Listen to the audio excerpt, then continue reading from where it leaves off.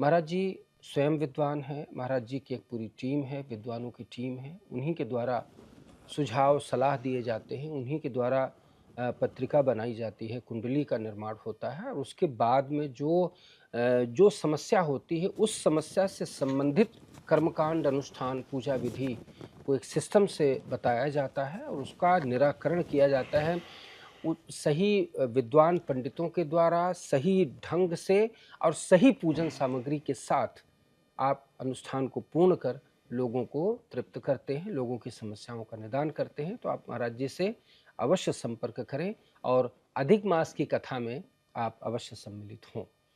महाराज जी एक प्रश्न जी। आपके लिए कि आप इस धर्म क्षेत्र में आपका पदार्पण कैसे हुआ और क्या आप इस कार्य को करके संतुष्ट हैं या आपको कुछ और इच्छा है करने की? मैं 10 वर्ष का था तब गुरुकुल में आया था।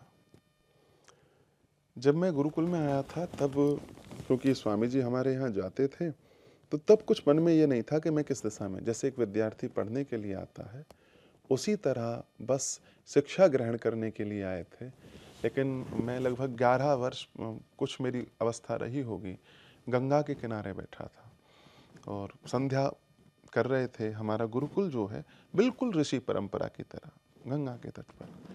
तो वहाँ संध्या करते समय मैंने सायंकाल में आद्य गुरु शंकराचार्य भगवान के स्वरूप का दर्शन किया। अब वो मेरे मन में रहा होगा या मैं इनके स्तोत्र का पाठ करता था, ये कारण था।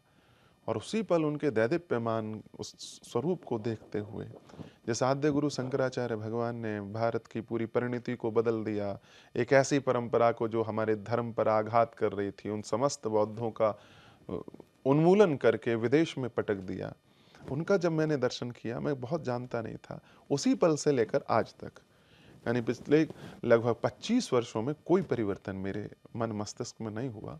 हर पल मेरे मन में यही चाह, यही भाव है कि सनातन के लिए जीवन देना है और क्या हम इस धर्म के लिए नया कर सकते हैं, कैसे इनकी जड़ों को सींच सकते हैं, क्या हम भी एक तिनके के मानंद इस धर्म के पालन में सहयोगी हो सकते हैं।